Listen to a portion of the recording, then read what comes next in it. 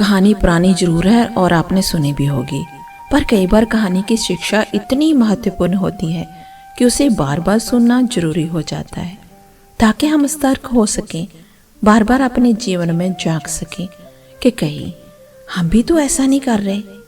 भगवान ने जब इंसान की रचना की तो उसे अपनी यात्रा आरंभ करने से पहले 2 पोटलियां दी और कहा, एक पोटली तुम आगे की तरफ लटकाना और दूसरी पोटली कंधे के पीछे की तरफ। इंसान ने बिल्कुल वैसा ही किया।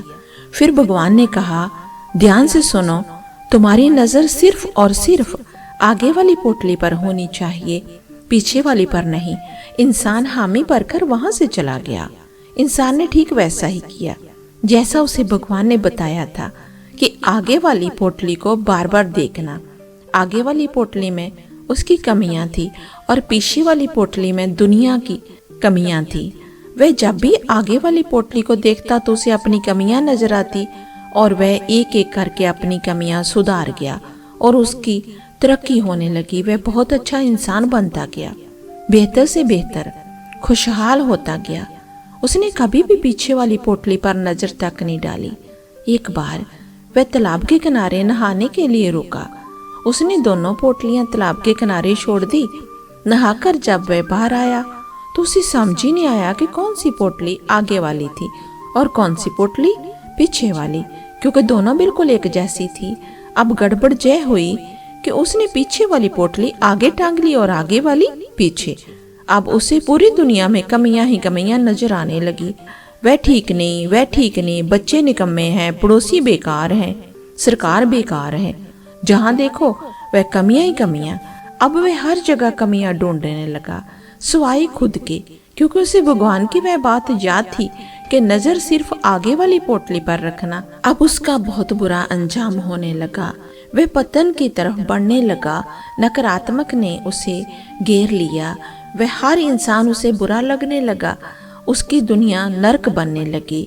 अब उसे समझ नहीं आ रहा था कि आखिर चक्कर क्या है। तो फिर वो भगवान के पास गया और उसने पूछा, जी क्या हो रहा था? पहले तो सब ठीक था, अब ऐसे क्यों हो रहा है?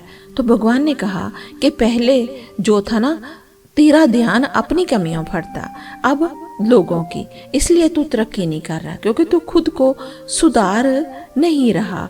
और जैसे ही तूने दूसरों की कमियां देखनी शुरू कर दी, वैसे ही तेरा पतन आरंभ हो गया। दोस्तों, यही हकीकत है। अब जब हम अपनी उंगलियां दूसरों पर उठाएंगे तब हम केवल और केवल अपना ही नुकसान करेंगे। हम किसी को भी नहीं सुधार सकते। आध्यात्मिकता की नजर से देखें तो हर कोई अपनी यात्रा पर है। हम खुद की कमियां सुधार लें, खुद को बेहतर बना लें, रोज खुद को पिछले दिन से बेहतर बना लें, यही जरूरी है। किसी ने क्या खूब कहा है कि झांक रहे हैं इधर उधर सब, अपने अंदर झांके कौन, ढूंढ रहे हैं दुनिया में कमियां, अपने मन को ताके कौन। दुनिया सुधरे सब चलाते, खुद को आज सुधारे कौन। कौन पर उपदेश कुशल, बहुतेरे खुद पर आज ने विचारे कौन।